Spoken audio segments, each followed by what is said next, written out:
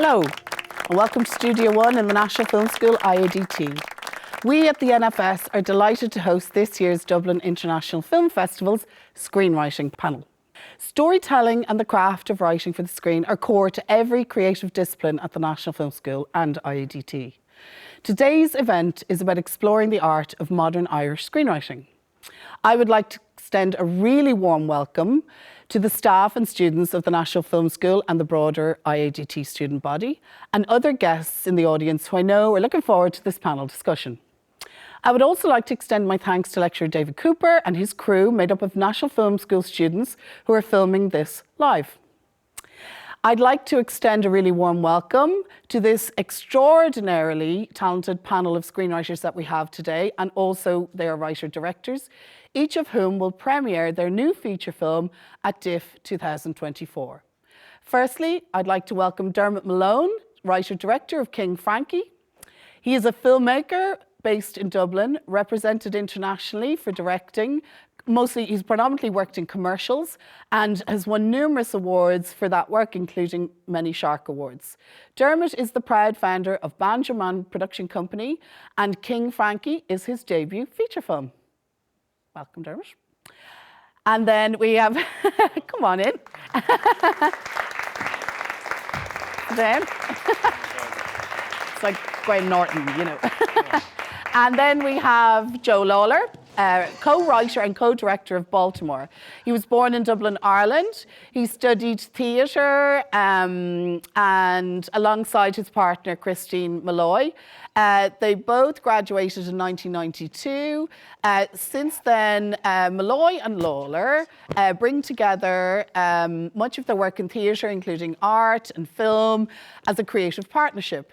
And they also have a production company together. In 2016, Sight and Sound, in Sight and Sound, Sophie Mayer described their filmmaking process as a unique, I can't read the teleprompter, as a unique merging of community and developing their interrogation of stories and a mix with cinema verite documentary. Among their credits are the critically acclaimed work, including one of my personal favourites, documentary, The Future Tense. Come on in, Joe. You're very welcome. We're sorry not to have Christine here today, but she's on a flight on her way.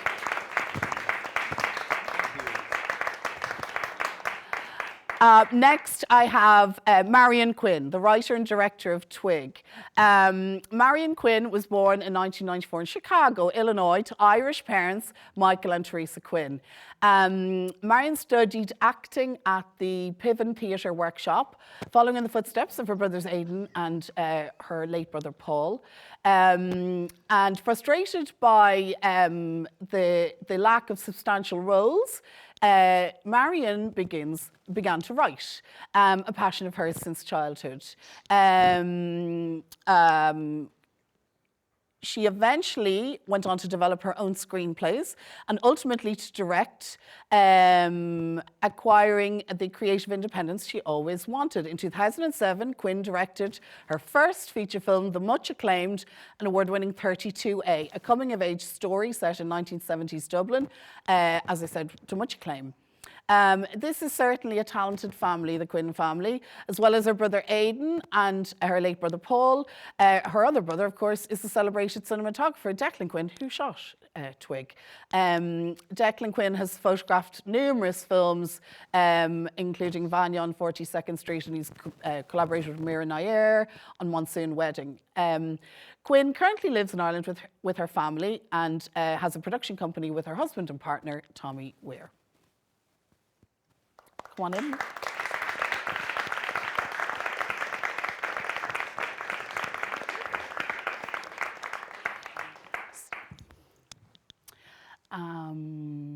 Maurice, next I welcome Maurice O'Connell, who's the writer and director of Bout. Maurice is a writer, director and editor based in Ireland. He wrote and directed numerous shorts and the feature film Dead Along the Way, which won the Best Independent Feature Film Award at the 2016 Underground Film Awards. He also directed a feature film, a feature documentary, Mount Wrath Unlocked, which premiered at the Galway Film Fleadh, and also wrote and directed a web series. Welcome. Welcome, Maurice.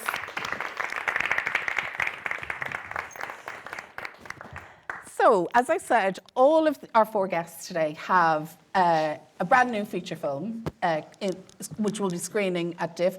I believe nearly all the tickets are gone for most of your films. There might be a few there left if you're lucky. Sometimes they release a few at the end, but I think they're pretty much nearly all sold out. But we will all have future opportunities to see them in the cinema as well if you haven't already gotten your tickets. So you've all a different kind of in terms of the work that you've done, it's quite varied, the different backgrounds. So what I might start with is that kind of, I want to talk primarily about craft and your individual craft and how you honed it and developed it, because that's really of interest to us. And we want to also welcome, this will be going out to Irish embassies all over the world, courtesy of DIF. So we welcome the diaspora out there, the screenwriting and cultural Irish diaspora around the world. So what I'd like to start with is your writing process, and I'll start with you, Dermot, because you're right to my left, if that's okay. So you come from commercials, which is a very, very different discipline to feature film making. And can you talk about a little bit about your transition and what is good about that in terms of working in commercials? Is that a training ground? You hone your craft, and then can you move into talking about how you approach to write this, your first feature? Yeah, 100%. So yeah, the evil world of advertising is where I kind of honed the craft, and I guess where it all began for me was, look, I dreamed of making films and writing films, directing films, and I went about it quite strategically and looked at a lot of my favourite filmmakers and kind of thought, okay, how did they get there? How did he or she get there? Like who, for example? Lenny Abramson, being the most local one, but you'll find it, like even Ridley Scott, probably the most high profile example. They all started out in advertising and directing commercials, and I was like, okay, that's the route that I want to go down. And yeah, it's been good. It's very different. It's very intense, but it's a really good playground, I think, to learn, because you've got, to tell a story in 30 seconds or 40 seconds or 60 seconds, and sometimes you can be lucky to have, budgets to test out different techniques and work with people who you might want to work with. And I kind of did that for really 8-9 years before approaching, a feature film project. And had you made narrative shorts in that time? Yeah, I made a short called Cave that premiered at Galway 2 years ago. And again, it was kind of I wanted to tell a story that was longer than 60 seconds, so went for 10 minutes, and then started working on King Frankie, which was just a completely different beast. There's obviously lots of crossover. You get to work with actors when you're making commercials, if the commercial's good enough, and practice everything that you need to practice. And even like in commercials, you get a script, but you try and analyze that script and change it and make it better and make it work. And that's, took me 8 years to figure that I was maybe ready to do it, and that's what I did. And you literally just arrived here today, fresh from a big commercial shoot in London. I'm conscious that you're sitting down to write your first feature, and you're potentially maybe going to achieve the same budget as the commercial you've just come off, or maybe slightly more. So is that something you're thinking of when you sit down to write? Like, I can't create in the same way, or is that? No, not at all. It all starts with that idea, doesn't it? I was very lucky. I had a huge amount of help. I by no means think that I'm a genius writer. I'm leaning on people who I admire and friends and anyone who will help and listen. Katrina Daly is a playwright and an amazing writer, Irish writer, who helped me a huge amount at the start in finding the story and advising on how to go and where to go and that. But no, it didn't feature. Look, I'm a film nerd. All I do is watch films, and the beauty of writing a scene or thinking about a performance that doesn't have to. I don't have to shoot the character in 3 seconds before an end title comes up or something like that. It's quite a luxury, and it was a big learning curve, but it's been good. When I read about that you came from a commercials background, a very high-end commercials background, and I knew very little about your film King Frankie other than it starred Peter Coonan, and I thought, I know exactly what I'm going to see here.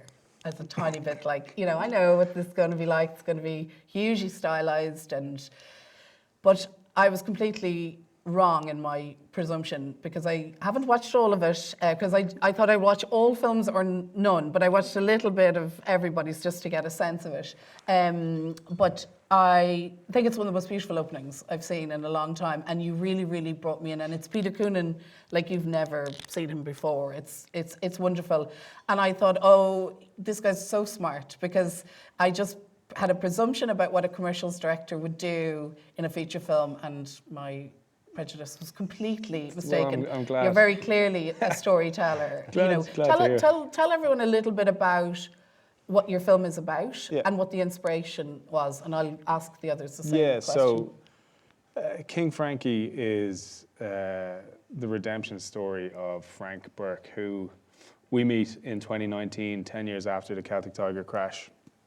And he's a quiet, unassuming guy who is dealing with the death of his father. And something happens that day, the day of his father's removal, that sends him back 10 years previous to his daughter's 8th birthday party when he was this high-flying, fast-talking, fast-spending, person who was, flying too close to the sun and trying to chase this dragon of financial success.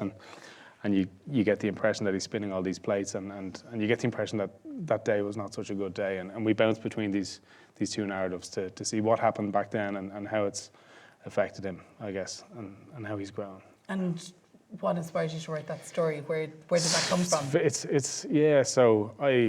It's very personal in a way, in that the arc is loosely based on that of my dad, and that we grew up in a very fortunate life, and I guess my dad and his contemporaries got seduced by all of these fine things and what they thought success looked like, and then went through a period of losing everything, and then to find someone who has come through that and come out the other side for the better, and what they've learned, and how they now behave based on that is kind of where it came from. But to be honest, most of that's the arc, but the details are all fiction. I got one great piece of advice from Jez Butterworth, my brother, who's in the film, Rob Malone, actually, he did a play called The Ferryman in London a few years ago, so I got to meet Jez. He's an amazing writer, and he said, you have to put on a mask. He's like, even though everything is personal and everything is something very close to your heart, you have to put on a mask at some level. So that arc is one of redemption and change, but the details are all built to heighten everything, I guess. It's kind of further proof, though, that we're always making films about ourselves, no matter what we're making films about. I thought it was very moving, what I've seen so far, and I'm going to go make sure I see the rest in the cinema and not on my laptop. Yeah. Thanks, and we'll come back more and talk to you later. So much. Marian, you're somebody whose career I am very, very aware of. When there was very few women making films in Ireland, you were always there, and you made your first feature, 32A, even though it took you a long time to get there, not because it wasn't good or brilliant, but because of the way the industry was. And here you are with your second, which I'm thrilled, and I cannot wait to see. But tell us a little bit about, 32A was very much a coming-of-age story. It was beautiful and poignant and authentic. And tell us a little bit about your inspiration. Tell us what TWIG is about, for those who don't know, and what your inspiration for it is. Okay, thank you. TWIG is a retelling of the Antigone, the ancient Greek play written by Sophocles over 2,000 years ago. And you might wonder, why are we retelling these tales? And there's something about tragedy, something about that primal story that I'm really interested in our connection to, and why do we keep telling these stories? And So Antigone she's one of the sort of great female protagonists, I suppose, in history. You know, she's the original truth teller. She says no, she speaks up and you know, says no to the king and so must die.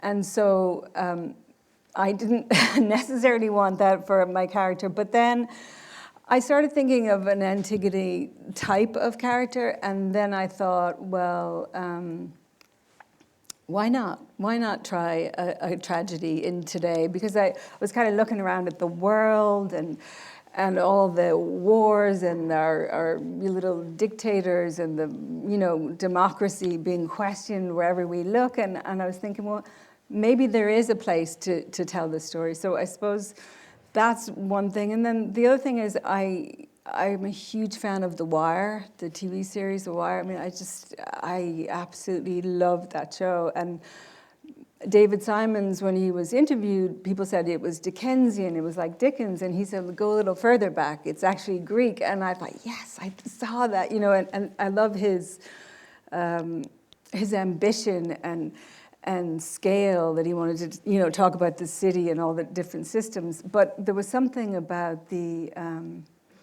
that world in Baltimore and the lives of these characters and the tragedy unfolding. But I was so curious about the women. I was like, I just want to know what's happening to them. What, like the women in the row houses, and we didn't really get to see them because it wasn't their story. Mm-hmm. But so that just sort of, you know, piqued my curiosity about, you know, what about the women in these worlds? And I love Dublin, I love the inner city, I love the north inner city in particular, where I used to live. And so I set it there, and I suppose it's about a little bit about class and containment, and just that what happens when a community is marginalized in a way, and in that vacuum, where does the power lie? And just the idea of, I'm also a big fan of On the Waterfront,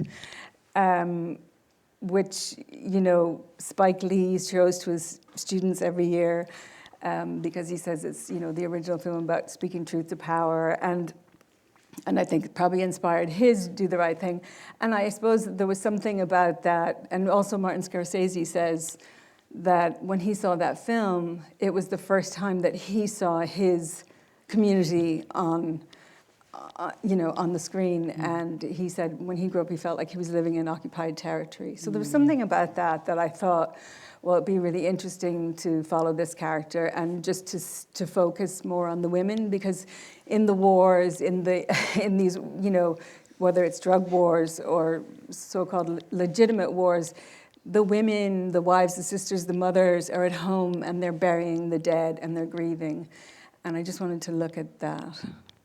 And you did the MA in screenwriting here at the National Film School with Paul Freeney and I did the same masters, and I'm just wondering, because I loved the part where we went back to the original Greek storytelling and all of those classes about kind of the classic characters and the classic stories and tragedies and where they all came from. Yeah. Did that influence you with Antigone? Well, I had already written it.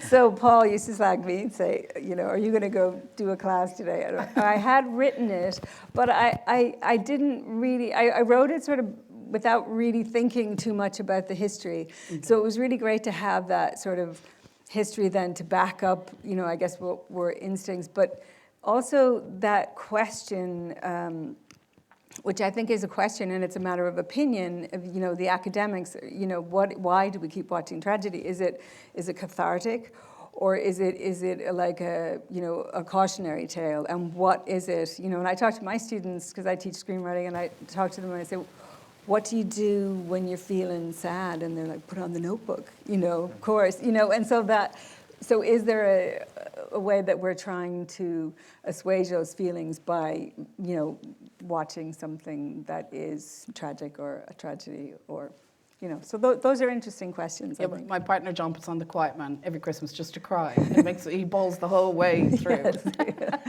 Yes. No, that's really interesting about writing, but also teaching writing. We might pop back to that a little later as well, because I think that is interesting. We'll come back to you, Marian.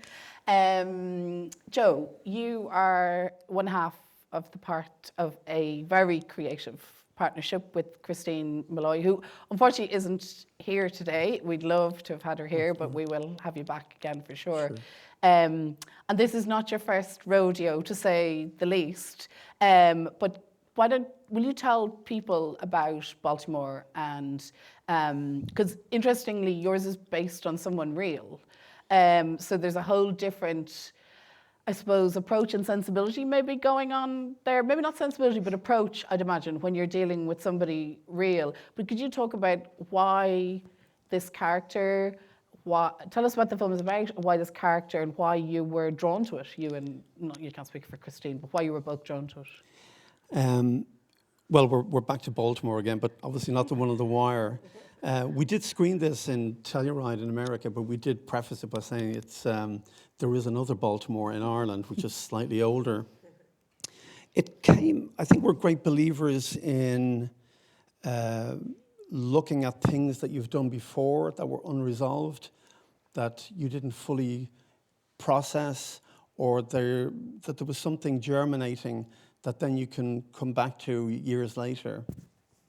And you mentioned in your introduction this documentary, this essay film we made called The Future Tense. And that largely is about the idea of travel and how travel can transform us as people.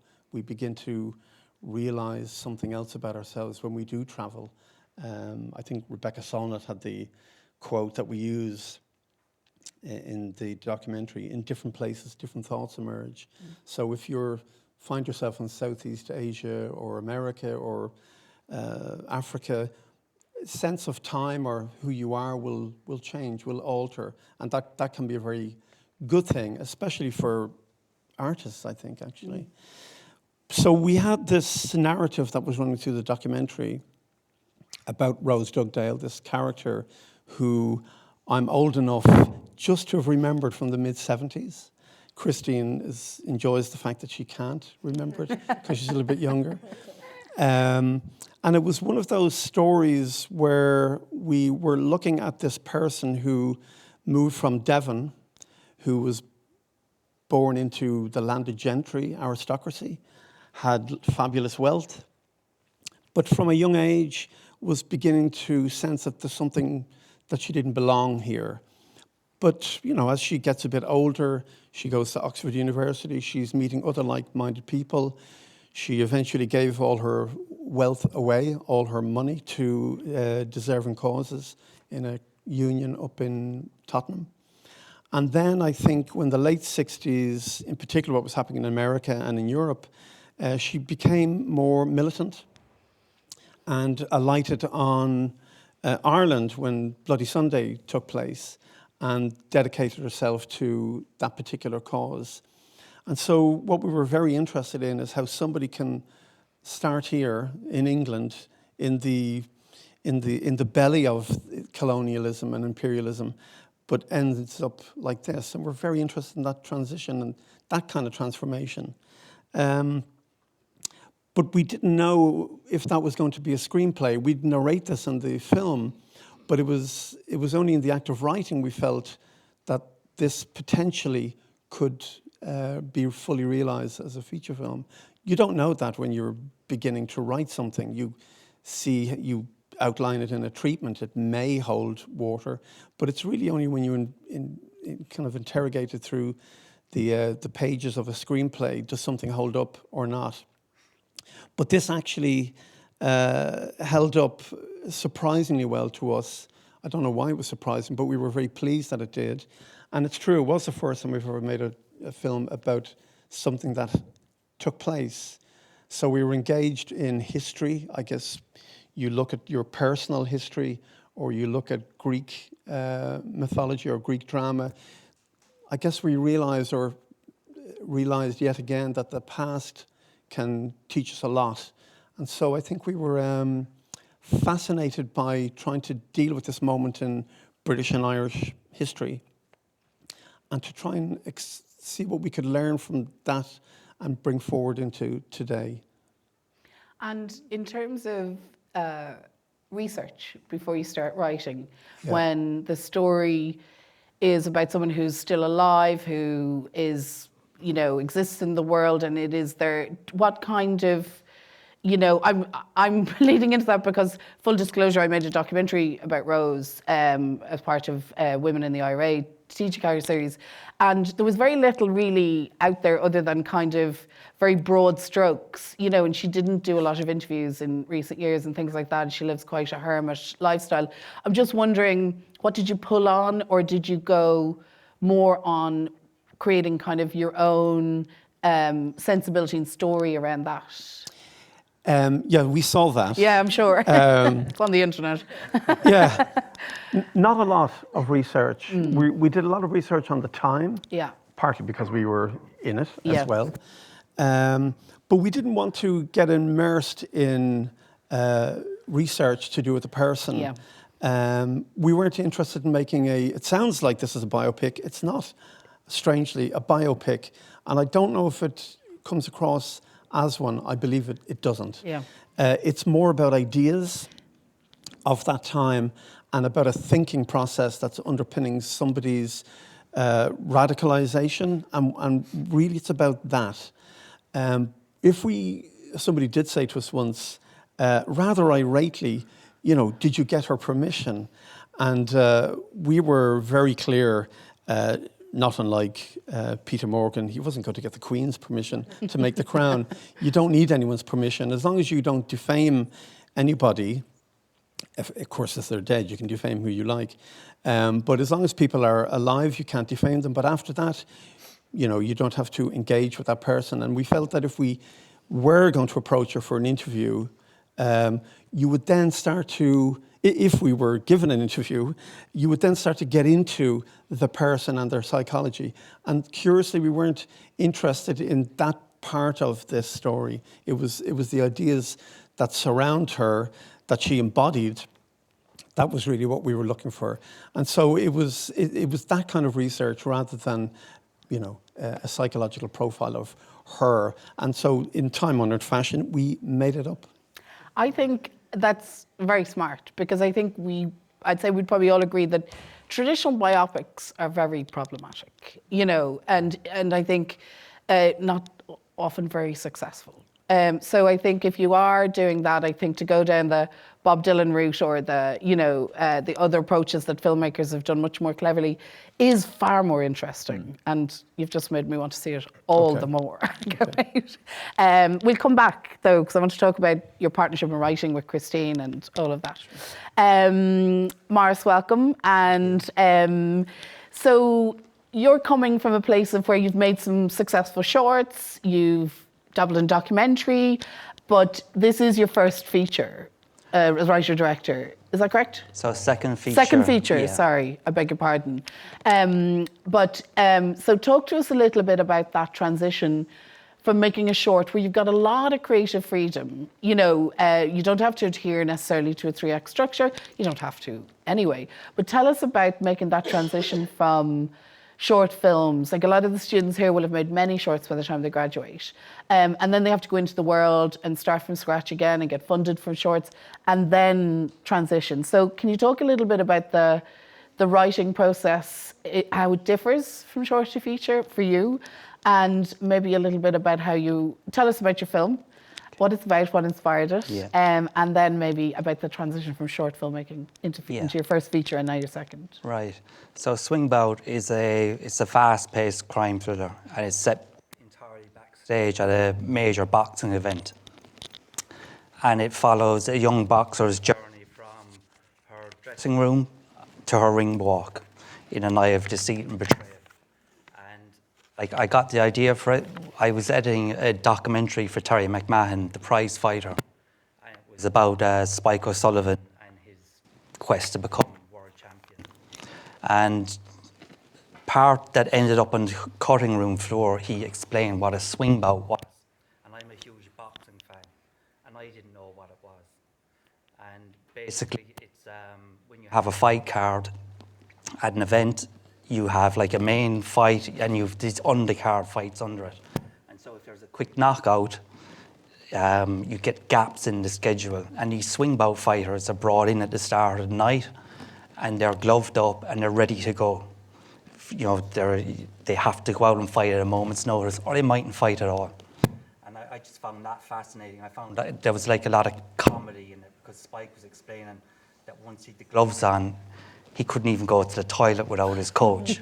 So I was like, right, there's great comedy in that, but I just parked it aside and I said I'd come back to it. And I do that with all my writing. I let it sit for months and months and months, and I let it form, and I need to find out where I'm going, the ending of the film. And so I had that, and of course COVID hit shortly after it. Mm-hmm. And I was like, well, this is the perfect lockdown film, because I'm setting it in a dressing room, well, backstage. And so I started writing it during COVID. And what we did was we didn't go down the traditional funding route. I've worked outside the system all my film journey. And so we put a stake in the ground and said, let's do this with people we know already, emerging artists from both sides of the camera. And we didn't want to go into development. We wanted to shoot it as soon as possible. So like the films, we use all the usual tropes of a boxing movie then. And it was a problem for me at the start, because people expect to see a boxing match at the end of the film. And obviously I didn't have the budget to do that.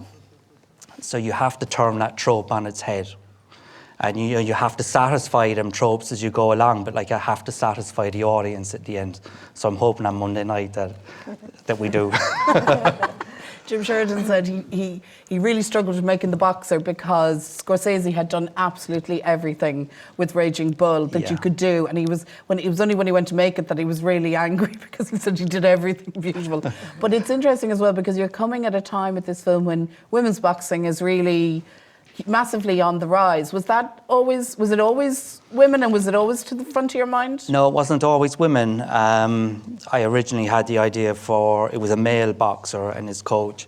But, as a boxing fan, I can watch boxing. It's no problem to me. When I watch women fighting, I don't know what it is, like it's instinct. I feel more empathy for them when they're getting hurt.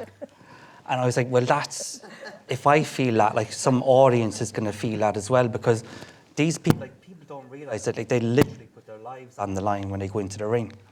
Very honest, clever answer.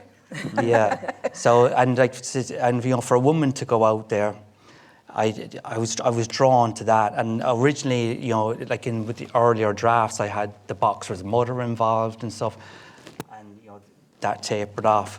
But no, it wasn't originally female driven, so that it organically happened from there. I thought it would be great just to have all these swing bout fighters in the one dressing room, and it was just it's the perfect environment for conflict.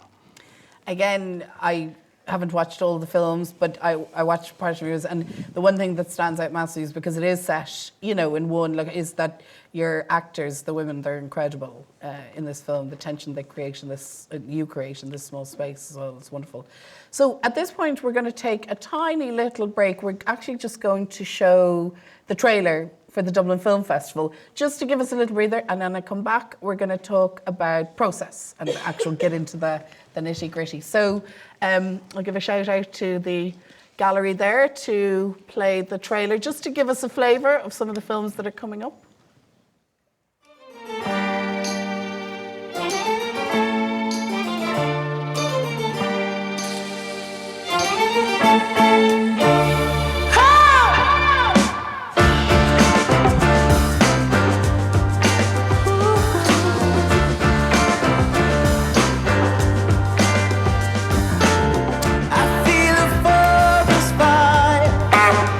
Oh man, do you feel it?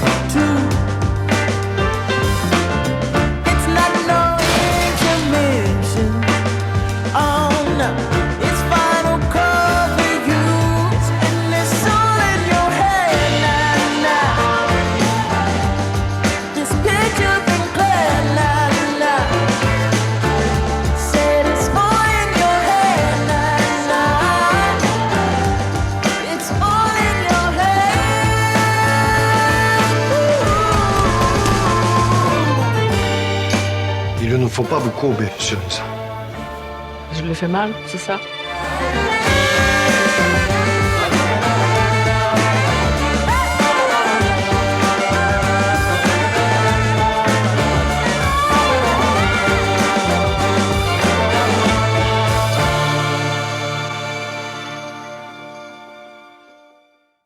Welcome back. So now, I think that gives us a flavour of, I think all of your films are in there. I think I've spotted something from everyone's.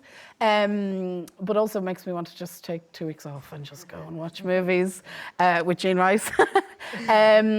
But we can dream. But I want to really start getting into the craft of things. So I'm going to ask you all the same question. I want something that you've heard the quote probably many times before, and it connects in with Pat Collins, that They May Face the Rising Sun. Pat should have been here with us today, but he's travelling with his film. The writer John McGahern, who's one of my favourites, and he said that all you need to be a good writer is a nice, boring life, where nothing much happens. So what I want to do, and he used to write famously from 9 to 1. Every day, religiously, unless he was away. And that was it. And then he had a couple of cattle and he, lived around a lake, as we all know. But that was his discipline. It was a job and it was a profession, and it was 9 to 1 every single day, bar, he had to be somewhere else. So what I want to ask you about is, you sit down to write, like you talked a little bit about Maurice, it germinates for a long time, fair enough. But are you writing in notebooks? Are you sketching it out? You mentioned a treatment. What are the, we learned all the tricks and trades in the MA, or if you did an undergrad, but are you applying them? What structures are you using? Are you thinking just get it all down, structure later? I want to hear the real nitty gritty of how you do it. Are you handwriting? Are you typing? Are you using Final Draft? Are you not? What are you doing? And how do you impose structure, if you do, in the beginning or after, or so I'm gonna go down the line again, start with you. Yeah, so for me it's not 9 to 1 every day. It's like ferociously intense for a whole 12 hours and then 2 or 3 weeks of taking notes. But I think in terms of from where it begins, it's you have this idea of a story or something that you want to examine.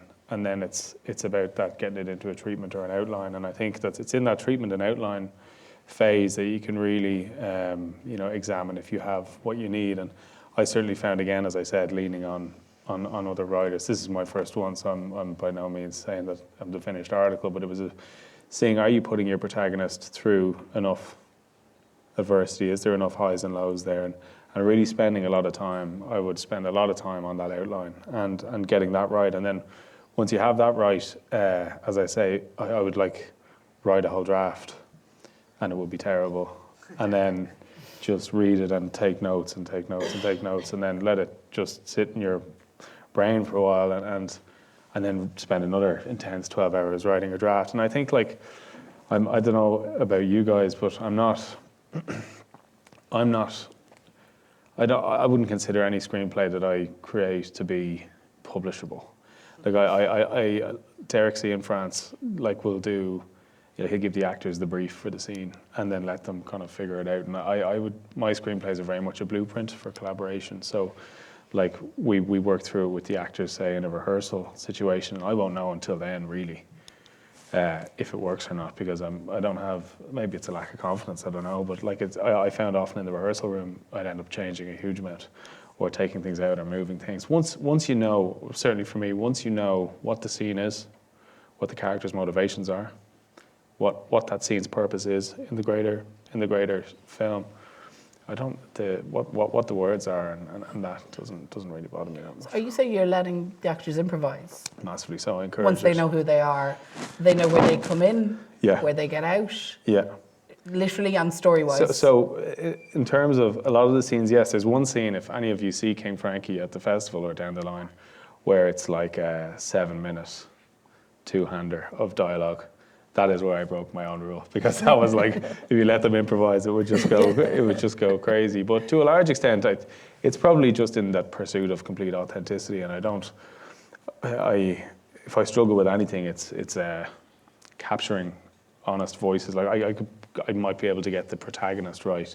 But then when building the supporting characters, I find I can often just put my own voice in everyone, and then they're not great, you know, whereas if you're working with great cast, they'll bring their own ideas and they'll find their own truth in everything. It just has to feel real. If there's any artifice in it, for me, I'm just out altogether. So if I write a line that doesn't sound authentic, I'm like, well, what do you think? You know what I mean? Well, let's try some things, you know, so.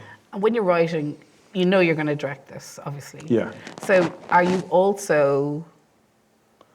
writing like that? Are you, because we, you know, teaching here as well, like we would struggle with students who are writing and directing. Sometimes we would struggle with the fact that they'll think, well, I'll just fix that when I get on set. But actually, that's not a great way to go. Yeah. No, again, well, as I'm writing things, I'm seeing them pretty much how they're going to be realised. Do you know what I mean? And again, but that can change when you work with your cinematographer and they have their own ideas. But yeah, I would never be able to, even as I sit here on this screenwriters panel, I feel like I'm considering myself more of a director than I would a screenwriter. For me, it's storytelling. So why then did you not maybe go out and find a writer? Yeah. That a story that you could, if that is the case, I'm not saying you did the wrong thing. Yeah. You've clearly done the right thing. It could be the worst film I ever mean, in made. terms of the appeal of that, getting something It's funny. or work with someone. I find, and I don't know how you guys found making the first film, it's like when you haven't made a film before and you're with a company who hasn't produced a film before, like any really good writers I found, it was tough to get people to get on board with you. Like people are like, this could be terrible. So I'm not, like, you know, so ultimately, like I would consider myself a screenwriter by necessity rather than by design. You know what I mean? I'm like, but I mentioned Katrina Daly earlier on. I turned to Katrina and she very much helped me with the first draft of the film. And Steve Kenny, who's a great filmmaker and a screenwriter friend of mine, I sent him every draft as well. And I worked with a script editor and, you know, but it was because, you know, it's the first one that if I found it the most perfect screenplay for my second film and that I didn't have to write, it wouldn't bother me. I'd probably end up changing a lot of it myself because that's what happens. But yeah, that's kind of the process. That's the process for me. So I would say though, just because you don't write every single thing down that ends up in your film does not mean you're not a screenwriter. I mean, I think you are. Yeah. But I understand a lot of people do work out of, you know, they created their own, and we even have actors creator now. We have a lot of directors who do both. So I think possibly, you know, long career ahead of you, you may end up doing. I'm writing another one right now. There you go. You know, We'll come to that later. It's a bug. We'll come to that later. Marian, I know you live not a million miles away from John McGahern country in a beautiful part of the world in the west of Ireland. Talk to us about your writing and your filling it in around teaching and other things as well. So yeah, I mean, I teach part-time, so that's kind of nice. That's just enough, you know. But yeah, I'm not great on schedules or outlines or treatments. I'm really not. I'm kind of, I suppose I'm probably take it from a character, first of all, you know, or a scenario, or I'm trying to finish something and I'm just hit a roadblock and then something else comes to me and I write longhand. I'm just like, I'm not, you know, I write longhand.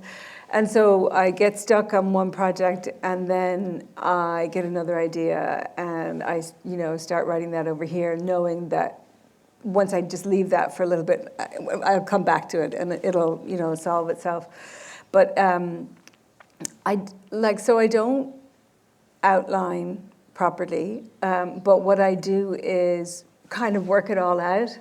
And because Tommy is my partner, the other half of Janie Pictures, I love when we have to drive up to Dublin together because he's trapped in the car and I can talk for 3 hours about what I'm, you know, and he just has to and ask me questions. And it's great because I can work things out, but I do need that captive audience because I do tend to work it out verbally and then kind of have an idea of where I'm going. And I would rather write another draft than write a treatment. Because just treatments, there's something about them, they just suck the life out of me. And I I know that's so not screenwriting 101, but for me, they're too dense or something, and I like the flow of a screenplay, and I like to feel like it's moving, and there's just something, it feels like prose, it feels like I don't know, it feels like homework or something. I feel the exact same way. Yeah. It's funny, I love a step outline. I can do that. Yeah. But treatments I find unbearable. And Yeah, I don't find they help me at all in the end. But isn't that it, Marian? It's about finding, none of these rules are hard and fast. It's about you finding your way in, to something. So you start writing and you're writing longhand. I write longhand, and Tommy, for the first time, he's a very fast typist. So the first time I was like, please, we can type this up. And he was typing it up, and he said, you're going to have to learn to type, right? And I was like, oh, yeah, I will, yeah. And then the second screenplay, he was like, I actually, and then by the third screenplay, he was like, no, it's his way in. He's a producer. So he feels like it's his way into it when he types. That makes sense. And then we have two offices, and there's one door between us, and I'm listening, and if I hear him laughing, I run out and like, what was that? What line? What was funny? Or, if he's moved or something. So I still don't use Final Draft, but Yeah, I don't. We all should have a Tommy. No, Final Draft? It can be distracting. No, well, I can, but I don't use it very well. We sent a draft of King Frankie to what are they, script doctors or someone who tells you how good or bad your idea is. And the one comment that came back was like, the formatting is all wrong or something. I was like, fuck. I was like, I don't care. You know what I mean? So like the screenplay, it's in Final Draft. It's my version of Final Draft. It's probably all over the place by professional standards. But once you get it on the page, like, once everyone knows what it is, like, I don't think it matters. Well, so it's basically the exactly opposite of what we teach here. Well, I was just going to say, I say to my students, do not send it out until it's properly formatted, because there's people have a huge volume, and if something looks like it's not, they just we know it's true because funders come here and producers come here and distributors come here and whoever is sales agents, whoever is getting a read in early. And they say they have 20 to read that week. And it actually is easier to read in format. If it's not in format, it's clunkier and harder to read. If your characters don't have capital letters, you're thinking, have I met them already? You are trying to read. So while it has worked for you, it's not something we recommend. Well, this is why it's so great to have courses that tell you how to do it. Because I was like, I got Final Draft, yes. And I didn't know how to use it. Well, it worked for you anyway. Thanks, Marian. We'll come back again. Joe, so you're co-writing, which I think is very interesting because you're the only co-writer. I know you had collaborators, everybody does, but you're literally co-writing. So talk to us about how you do that when you write, how you write together. Well, we've been doing it a long time together because in the 90s and the very late 80s, we were making theatre. So we were doing a lot of writing together back then as well. So I think, but it has changed. But the key thing that we do is walk. That's the main thing that we do is... Together? Yeah. So we will go on a particular series of walks. They will be an hour or 2 or 3 or 4, depending on how big the problem is. And it's in the process of the walking. It's like the car journey. Yeah. It's a back and forth as you're walking. Sometimes, you hear about different writers. Some like to lie in bed, famously. Some will write at between 9 and 1, like Hemingway, and then go to the pub, but then come back at about 5 and then work till 8. So it is whatever works, but it's true that if you're sitting there and nothing's happening, it is probably a good idea to get up and walk. But it is about a relationship that we have and the dialogue that we have. And that act of writing is essentially through language. It's half written through the act of walking. The outline business or the treatment business is about setting down what was discussed and did that outline or treatment, which we find very useful because it's a great piece of architecture for us. I guess we would see it very much as a jazz structure, that the dialogue comes in at the very end. We tend not to worry about the dialogue. The thing that we appreciate most is an elegant structure. And like a jazz structure, anytime you get an actor in, not that we have improvisations, but every so often a word might not sound right, and they will ask, can they change a word or a phrase because it feels better to them, and that's fine by us. But in general, people will learn their lines, and we'll expect them to know their lines when they come in, like exactly. But how they play them is completely up to them. And so I think in that level, you know, if we're coming up with a jazz structure and you invite John Coltrane to play, you're not going to tell him what to play, you're just going to allow him to play. And I kind of see that similar with actors as well, that we're not telling anyone how to do anything, but they just have the words, but then within that, you will see how things develop. So I think for us, because the work that we're doing isn't part of a realist tradition, it's, you know, a comment that we may get every so often, which we don't see as a negative comment, is people don't talk like that.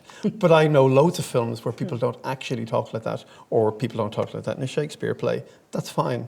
But there's sometimes intricate dialogues back and forth that it would be unfair for us to expect an actor to just riff on that in the spur of the moment. It's just not possible, no matter how smart they are. So I think a lot of it stems from the dialogue, pinning it down, and then from there letting that become a little bit more intricate. I think ultimately, these are selling documents. It has to be read. Not if you don't want any financing, then that's fine. But if you want actually people to read this, it must work as a reading experience, including writing scenes that you have no intention of ever filming, but it makes the reading experience feel better somehow, although it's a cheat, because you wouldn't really film it. There would be no need, but it's a good experience to read it. And I think we've over the years, you just get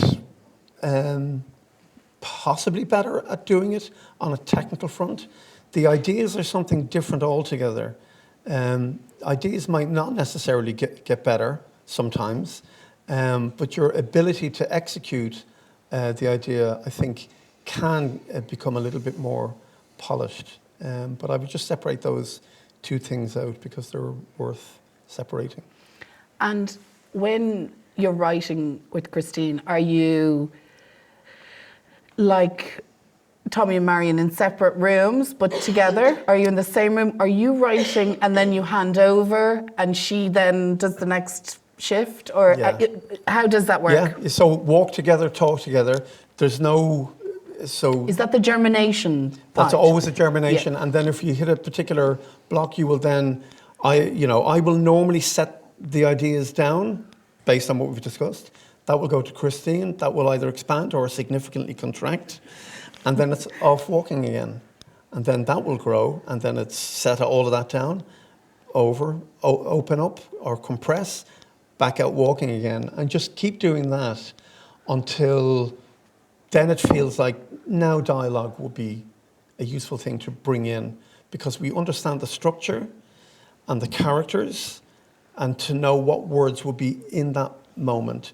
We personally find it difficult to write a dialogue until we know what the mood of the scene is. Not even the characters. I think we would know what the characters are, but what's the feel of that scene after the hour and 15-minute mark? What are the words? What's the words that the structure is demanding from us? And the words will be the right words, whereas the words would be the wrong words for us at the beginning until we know what the words were needed for that particular moment in time. Yeah. And on those walks, are you pitching to each other, or are you sometimes defending? Are you arguing? Or are you just letting it all just, I think, you what do you think? Or like, what kind of dynamic? It's all And do you of live that. somewhere beautiful? Do you walk by water or canals or rivers? Yeah. Canal parks. Yeah. Big You're parks. not walking around the city, for example. Well, where we live, we're on a park. Okay. And then that connects with the canal, and then that brings us down to the Thames, and then back. And that'll be 3-4 hour round trip. You're keeping fit and healthy too. Well, but it just seems sitting in a room, like we found with our daughter, parenting much more difficult indoors and easier outdoors. There's an indoor-outdoor. When you're outdoors, the outdoors is kind of doing half the parenting. Whereas if you're indoors, you've got to work a lot harder at stimulating that child. But the outdoor world is so rich, then it's done. So just get out as much as you can. That was our advice to somebody who's become a parent. I said, my advice, get out. Do not stay at home. That's why the pandemic was such a disaster for young parents in particular. But we do argue a lot and defend. And then you realize, sometimes you can have one of those 10, 12-hour nonstop. These are more at the advanced end of things. And then the next day, the other person will go, you were right. But sometimes you've got to defend it and sell it because you might be right. But if you don't sell it or prepare to sell it and the other person really bashing it, it's not going to stand up. Because at the end of this process, with a final draft script of currently this new script of 148 pages, it will get kicked. People will want to attack it. And it better be bomb-proof as much as possible. Because we've been on those panels and it is vicious what people do to scripts. That's right. And so if you're not robust enough, and you yourself, I think one of the advantages of working together is that you can really stress test this as much as possible. I mean, sometimes you wrap up personal arguments inside a work argument and you just don't know how personal that argument was.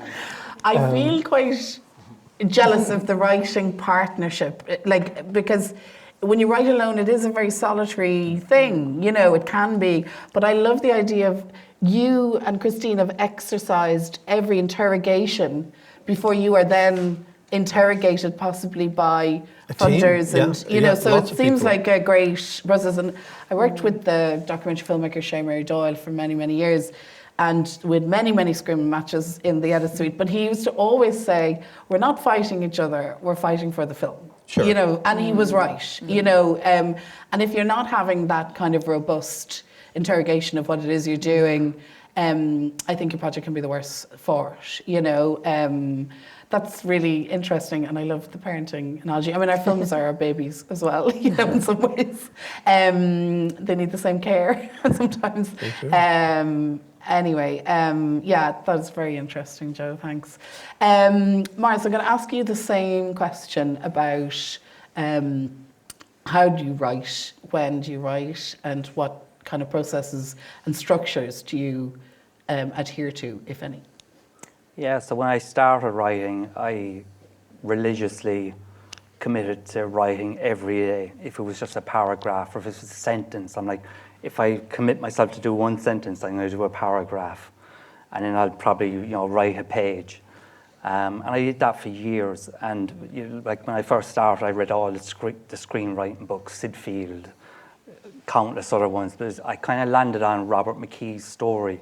And that really resonated with me because I just identified with his idea of structure. And so once I became comfortable with structure, then I'd keep writing every day. But I got to a point where I realized, even when I was watching a TV show, a bad TV show, I was analyzing it from a writing point of view. When I was having a conversation, I was writing.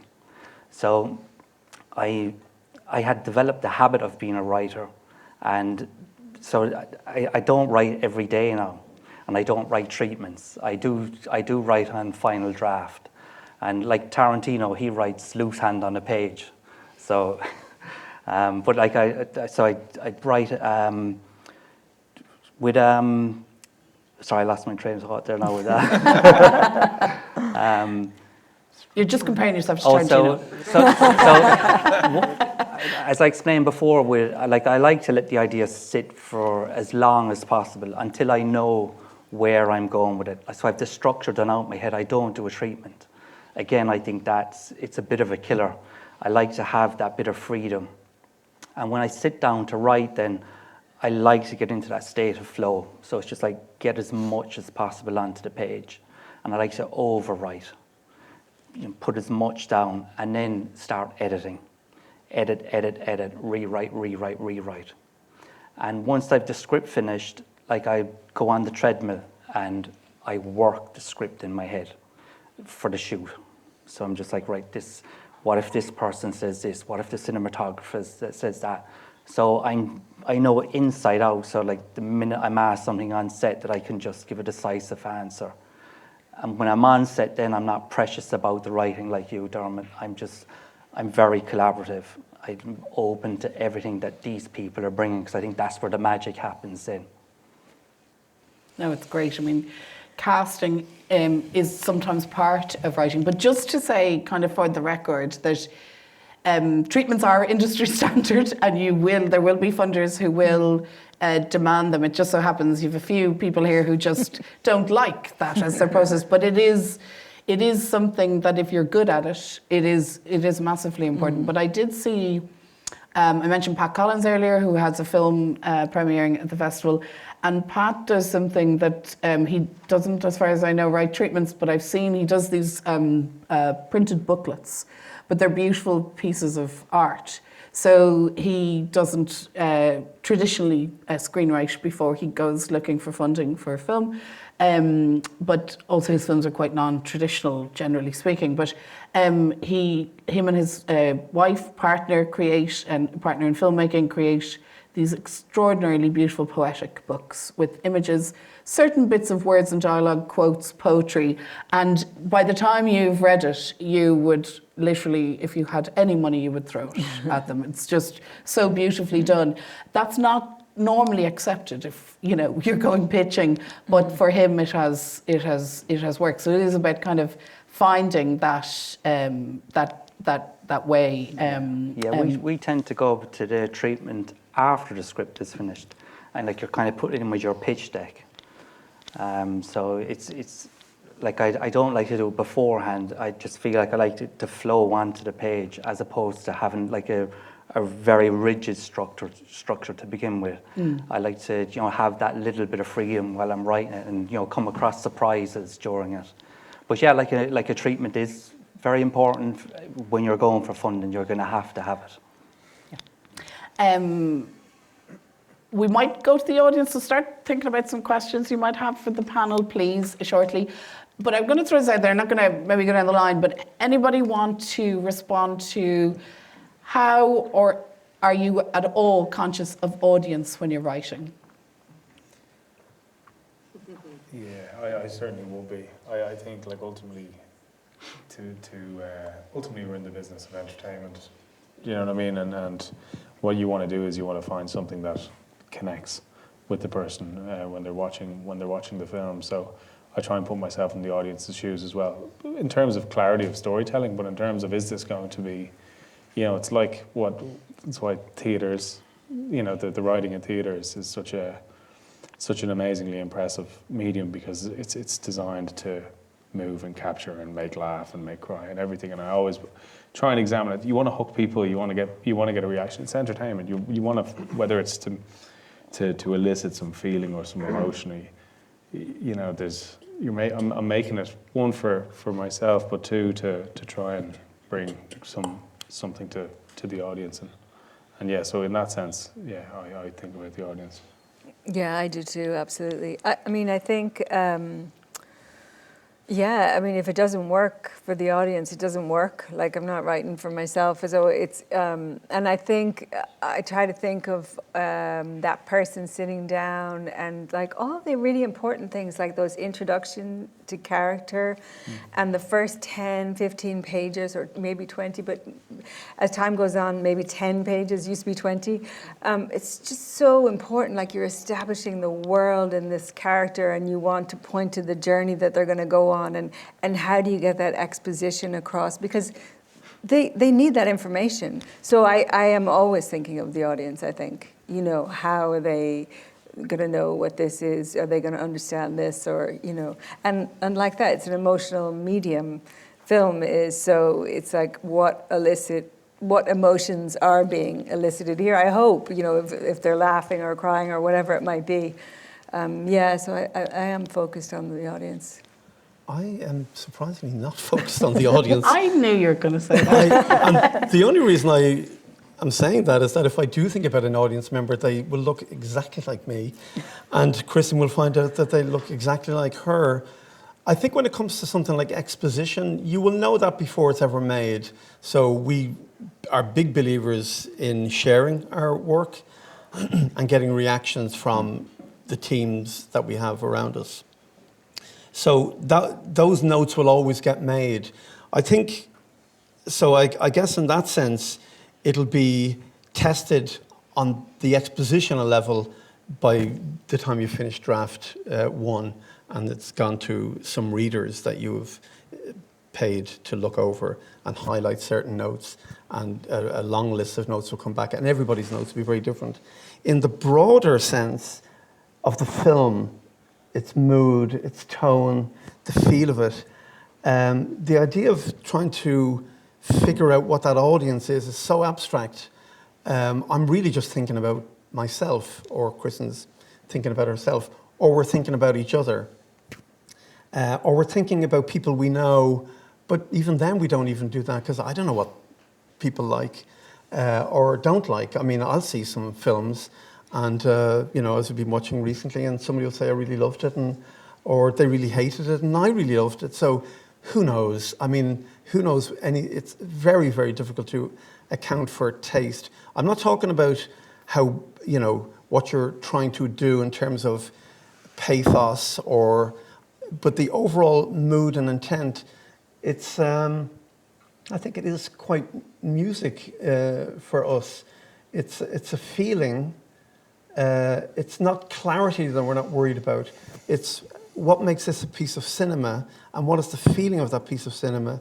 And that is inherently something spiritual, possibly, but it's definitely emotional.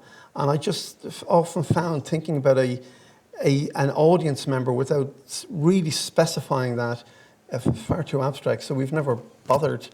And so we just think, okay, you're essentially writing for yourself. I simply just imagine myself sitting in the cinema watching it, and I'm like, is this the type of film that I would want to go and see? Because I know if I want to see it, then there's going to be a niche audience that will agree with what I'm writing. So it's hard to say, do I make it for myself or do I make it for an audience? I think it's the same thing. I just, you know, I'm like, okay, this is the genre I'm writing. Am I adhering to all the tropes of that genre, and will people resonate with this? And if I enjoy it, I'm just hoping that it will connect with an audience. Great. Anybody want to hop in? Great. Jess? Hi, sorry, I just had a question for Marian. First of all, 32, I could gush about it for hours. What a movie. So I'm very excited to see TWIG. And my question is, obviously Vanessa was talking about how, you know, you were one of the first women to kind of direct in the Irish film industry. And I was just wondering what advice you had for women kind of trying to get into the industry, because obviously as much as we wish it was, it's still not 50-50. So if you had any advice, that'd be great. Thank you. Well,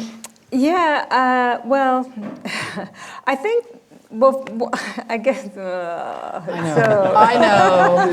There's so much in it. So I guess the thing is,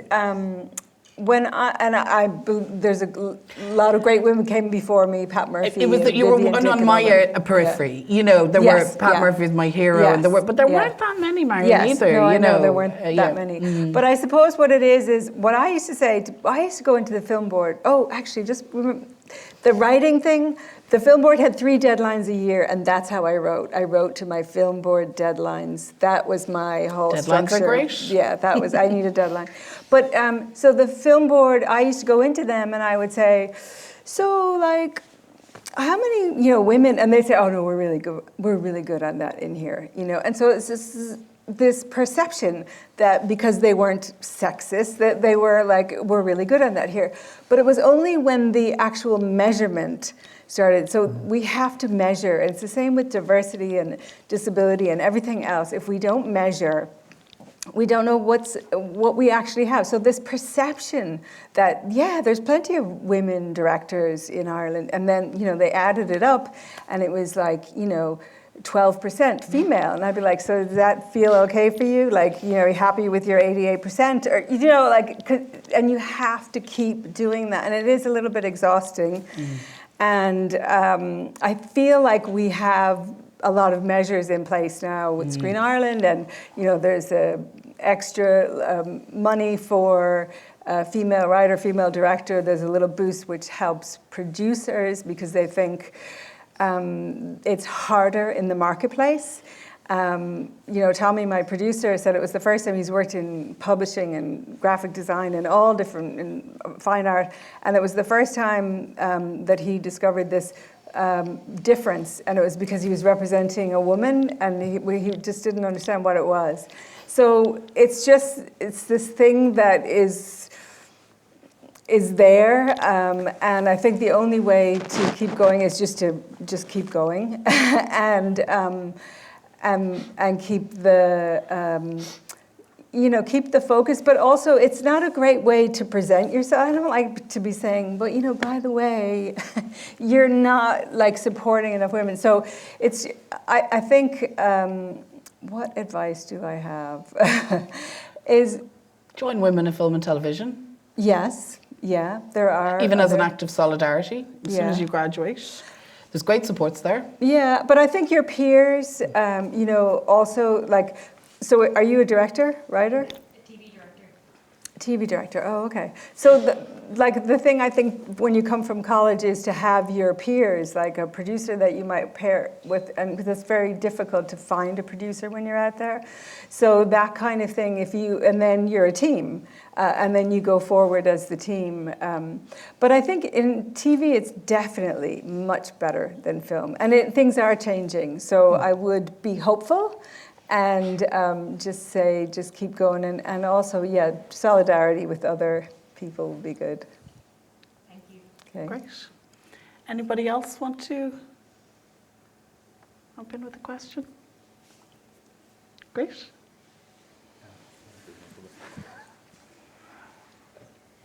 I was just going to ask about the scenes that you might add into your script when someone's reading it, but you're not going to shoot it.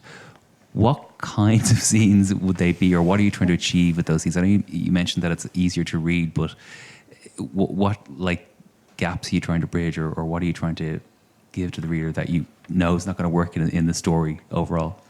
Well, there might be a scale thing, or it might be a dialogue, or it might be a scene in between two scenes where you probably feel that to there might be enough, but this might be worth having in the script to go on that particular journey. You were saying earlier on, even if you spent several years working on a script, and these things are really slow, these documents to develop years. It's pegged to nature, I think, the timelines on these things. The reading experience is the thing that you're imagining. And so I guess and you'll know even in the edit, scenes will be dropped. Scenes that you'll have shot, you're convinced they were worth shooting, but they weren't worth putting in the final film. Very strange, almost annoying when that happens. But it's true, but you don't always know. And that's also the case with scripts, that a scene will have earned its place, but you're almost convinced you're not going to be needing this. But in terms of developing, for example, there will be a classic thing will be, you'll have written a 2-page dialogue, and you know when you're on the floor with 2 really good actors, you know that just needs about 2 or 3 lines each. And so there would be a classic example of a reading document and then the actual production. And so there's a world of a difference between the 2 things in our experience. And similarly, we won't be shy about putting in other things that we feel are worth putting in, but probably we won't be filming.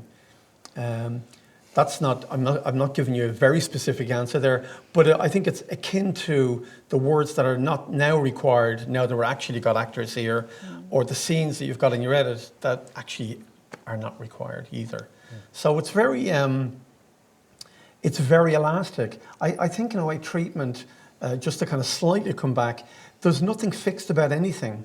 You can have a treatment that's as malleable as it's literally just cut and paste. I mean, it's very, you can literally print it out, cut it up, and just start moving things around on the table. We do it all the time. But unless it's down as a scene or a beat, it's very hard to play with it. I mean, we certainly haven't got the mental capacity to have it all in our head. We would much rather see it down. Maybe that's the thing about 2 people. You can both stand by a table and just, what if this? And you go, right, but then what if that was to be the situation? So I think the freedom and the fluidity is there, but I don't think anything like a treatment or a script forces you or commits you to anything. It's as flexible as you are at the end of the day. And it's fluid right to the very end. When you're doing that last bit of ADR, a particular story beat can be completely turned around by a new piece of information. That's why I think, unlike writing theatre, you do get these multiple goes at it. Whereas in theatre, you've got a very short window of time to put on that performance in front of an audience. It is really like in Dolly the Sheep, I think it was 338 when the first cloned sheep was unveiled in the Roslin Institute. So you can imagine what Dolly number 37 looked like. Not very pretty. And in theatre, it's often like that. It takes a number of performances for it to burn in. Whereas with the making of a film, you can write multiple versions, you can film, then you edit, and then so it can go on a much more interesting creative journey ultimately. It's not fixed, I think. Anyone else? Yes. Sarah. Hi, this is for all of you or any of you. I just would love to get your take on notes and the rewrite. What do you do when you receive all the various notes from your script editor and your producer and Screen Ireland and whoever? And how do you distill that and take that with you into your approach into the next draft? Great question. Yeah, for me, I work with a script editor called Liam Foley, who was amazing. And he would go through the script and suggest things and make his thoughts known, and then I'd share it with my brother, who's an actor in the film, and I'd share it with Katrina or other filmmakers. I think what you have to know is that everything is so subjective in this as well. But the biggest thing I had to learn was that not everyone is right. Because you'd be like, oh, that's a note, that must be right, I must have to do that. And then I think if you share it with people you trust, and it doesn't have to be many people, for me it's like maybe 3 or 4, and as you said, the readers, and you go, okay, there's a difference between taste and feedback is what I've learned. And I think good feedback will come back the same off several people. Taste is like, I don't like that type of thing, I don't like the way he speaks or whatever. Good feedback will transcend taste. Yeah, exactly. So it's about, getting people you trust to make sure you trust the people, but then also trusting yourself and trusting your gut and taking what you want and leaving what you don't. But that's a skill you have to hone. Yeah. The first time you hear lots of conflicting notes, it's very challenging. Yeah, I think I used to get the notes from the film board before they were Screen Ireland and read them. And then after years I'd be like, yeah, I'll have those notes, please. And then I would never read them. I would just take them because they were mine. And then I just wouldn't read them because they would annoy me so much. And Because, because they're conflicting, or maybe it's because, maybe this person didn't connect at all. And, and I have a script editor who I work with. But I don't mind getting notes so much anymore, but it really does take time, and it takes time to distill and think, that's a terrible suggestion that they made, but the fact that they're making a suggestion there means that there's something not working, and I've got to fix that. I mean, sometimes somebody will make a great suggestion, and you're like, oh, that's brilliant, thank you. I don't even know who you are, but this is great. And but sometimes it's the opposite, and it's really, I just tried to think there's something obviously not working there, and something not here. And it's like that, having your people that you can send to, so you get that, and then being able to just not take personally the other notes, because it is so subjective. And they might not be the person to fund your film then. If that's how they feel about it, then they're probably not the right partner if it's very negative. But yeah, it's just trying to take something from it instead of just being negative I find is the best. This is slightly off topic, but it just came to me. Do you think that because you, we can come back to the notes thing, but do you think that because you trained as an actor, that it informs you more as a writer or makes you a better director? Well, I don't know about directing, but I certainly love the experience of working with actors, and I feel 100% comfortable in that arena.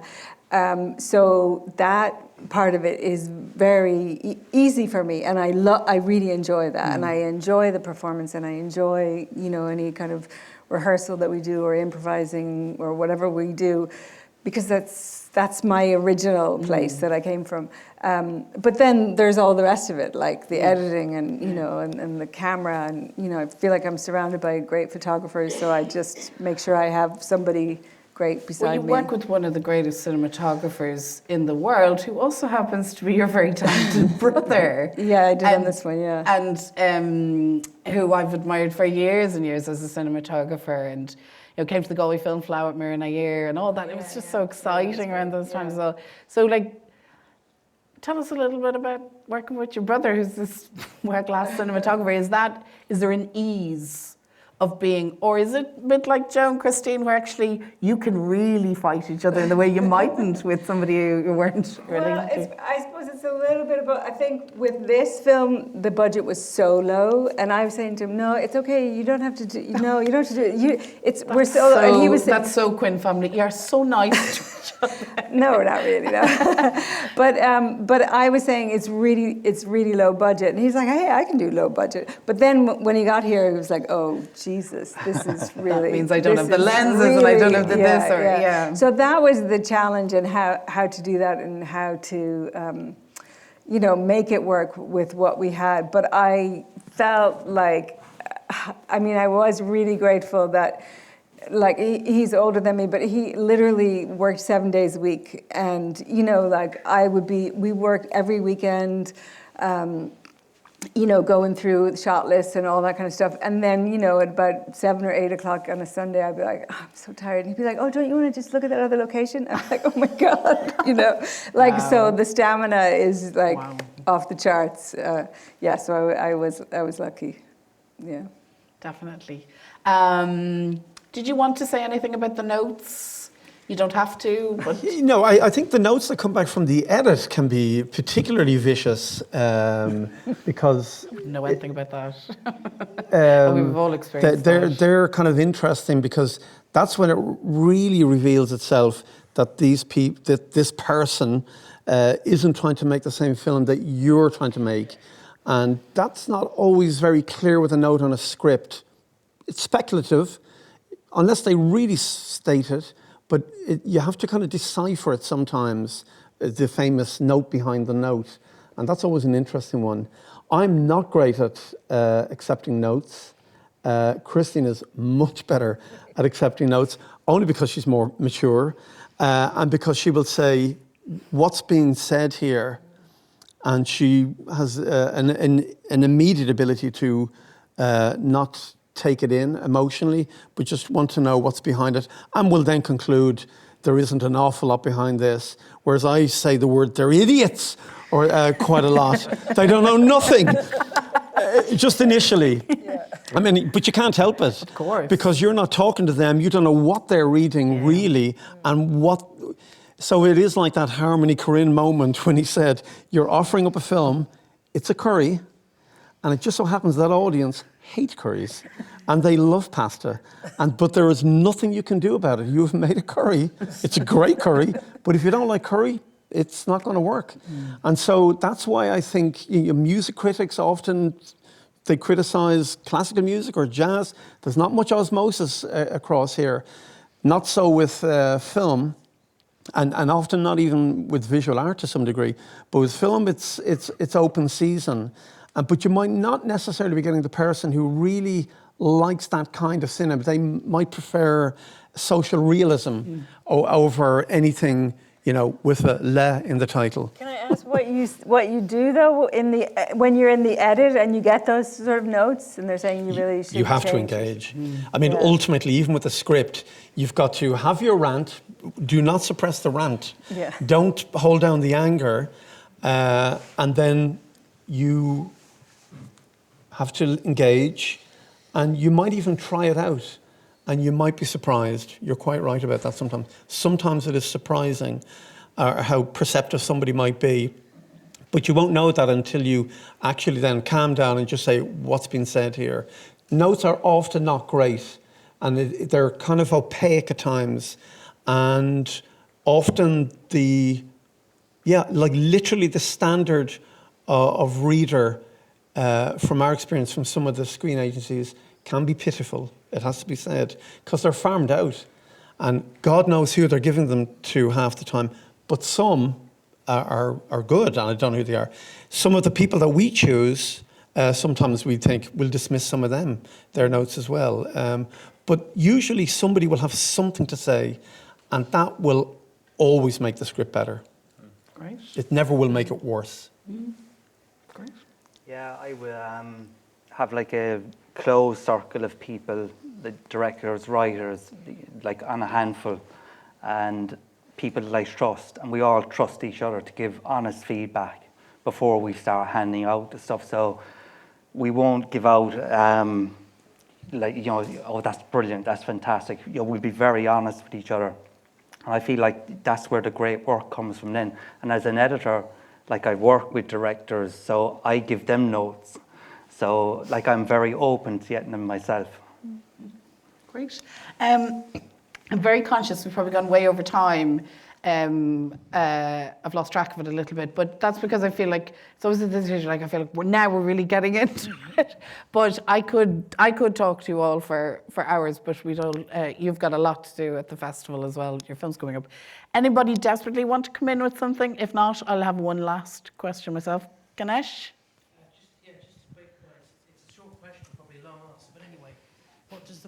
What does the panel think about artificial intelligence as a tool for screenwriting? You had to go there, Ganesh. You had to do it.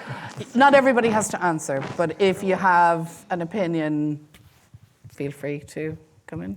You know that AI is writing scripts now. Yeah. You can, even a chat bot, you can get it to write a script in Sounds great. 30 seconds. I'm all up for it. Not really, but I think, it's like the notes. It has to be engaged with. And it might yield... I know a photographer friend of ours has been using the equivalent in AI in photography with fascinating results. Let's see. I mean, there's an inevitability about it. Certainly we work in post-production houses, and we go around talking to people saying, well, you're out of a job in 10 years' time, so are you.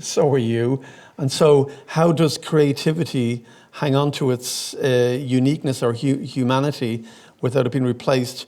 Interesting times ahead. Yeah, for sure. Yeah, I think that it's like, AI, I've done so many deep dives on this at the moment. It draws from existing work, and if we end up in a situation where everything is AI, it'll have nothing to draw from. So I think we're fine. Let's leave it there. we are, you know, I struggle with it myself as well, but we are as an institute and as a film school engaging with it because it does potentially have positive uses, I'm told. But we are looking at you know, more kind of video presentation, oral presentation, you know, lots of different things to ensure that work is still original and still there's a process to making that work. So I think it is, you know, just flippantly dismissing it is going to bring you nowhere, really. But to be very cautious, I think, as well as we move forward. I would love to continue on, but I would just like to finish with, you are all facing into your premieres of your films, which is really exciting, and you will be pulled in a million different directions. So it's really, really generous that you came here today to do this.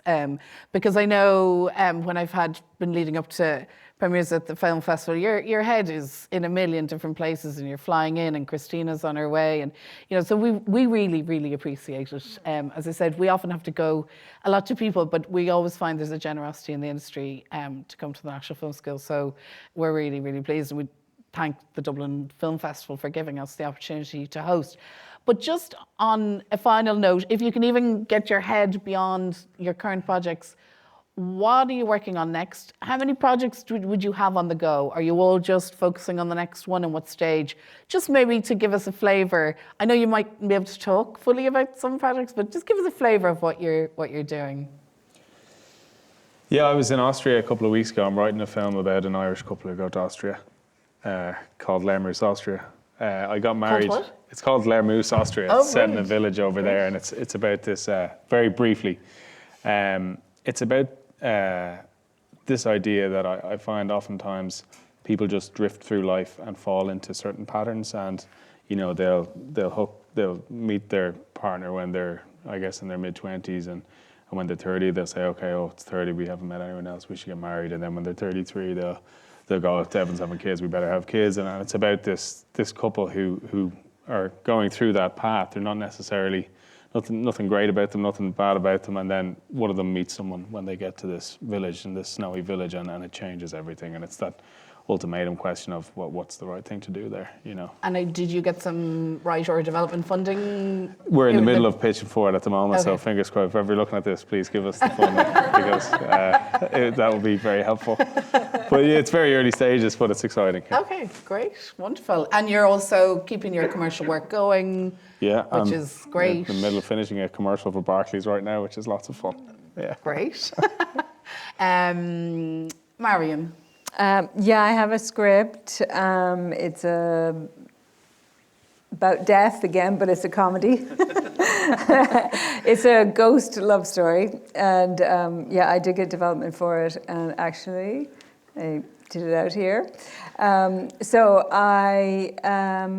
yeah, I'm just like in my bad organizational skills, I just have this little tweak to do, and then I'm going to send it out. I think I'm going to send it to cast first and then try to get funding. So that's what I do. And I have a TV series that I developed myself and then another one. So I usually have a couple of things because, you know, you have how to. it goes. Yeah, absolutely. Yeah. And I didn't get into the bulk of directing your projects because this is a screenwriting event, but I will compliment you all on amazing casting. Like, I mean, Imogen Poots, Shad Days, that you say, like Peter Kinnan, as you've never seen him, the women in your film are extraordinary. So just to say that, huge compliments all around. Casting is so, so important. So it's interesting to say you're thinking already cast first. I am, yeah. I often do, actually. Yeah. I often write for actors. Yeah. Even if I don't use them, but it helps me to visualize that character. Yeah. Great. Yeah. Joe? Yeah, there was, we did Ken, a couple of episodes of Ken. Oh, yeah, directing. So there was, Ken. there was the no TV drama. Yeah. Because Peter wanted filmmakers rather than TV directors. Yeah. That's a different conversation. But we could get involved in our notes. And he was very receptive, very open. So we made lots of incursions into the script. He wasn't precious, very collaborative, and it was incredibly easy to not write, but just to direct, and then have an editor. We thought, my God, this is really luxurious. But we were working on Baltimore, Quinn, and this documentary, The Future Tense, and we started this script that we're now back in again, that we have developed with Screen Ireland, which is a slight revisiting of a film we did 16 years ago in terms of its core idea. So it's a sort of a domestic takeover film, thriller to some degree, but it's also an engagement with far-right politics. Wow. So we're engaging with the rise of far-right in Europe. So that could be set anywhere. And until recently, I would never have thought it would be set in Ireland. Wow. It could be set in Ireland. We were thinking Greece or France or Germany. But it's basically a story of a young man looking for a family that he gets, but he has to engage in their work that they do, which is extremely nasty. And he has to make this moral, how much can he stand in order to get love? Fascinating. So- And just for anyone who hasn't seen The Future Tense, it's on Mubi. That's It is. where I saw it. And other multiple platforms online as well now, Sure, isn't yeah. it? Yes, it is, Yeah. but mainly Mubi. Yeah, it's and all the students here have a subscription to Mubi, and Okay. but it's extraordinary a film that I really, really loved, and I loved the interrogation of, even though it's England, which is so our closest neighbour, that sense of you are changed by being in the place and what is changed, and so I think it's interesting that you mentioned that earlier. But I would recommend anyone to watch The Future Tense for sure. And Maurice, last but not least. Yeah. So I have a script finished. Again, it's a crime thriller, and it's 4 intersecting stories centered around the hit and run of a child, and it explores like a cross section of Irish society, you know, from the next Taoiseach of Ireland down to a low life drug dealer, and it basically it's looking at the lengths that people will go to protect their children. And I did a web series back in 2018, Sucking Diesel, and I'm looking to develop that. So I'm writing that at the moment. Great. Yeah. Well, thanks again, everybody, for coming. It's been really, really interesting, and I love to talk about filmmaking. I love to talk about screenwriting, and it's been great to have such a talented panel here today. I can't wait to see all your films in full. I'll recommend all our students to engage with the Dublin Film Festival and your work, and best of luck with your premieres, and have fun and enjoy, and thanks again. Thanks so much. Thanks so much.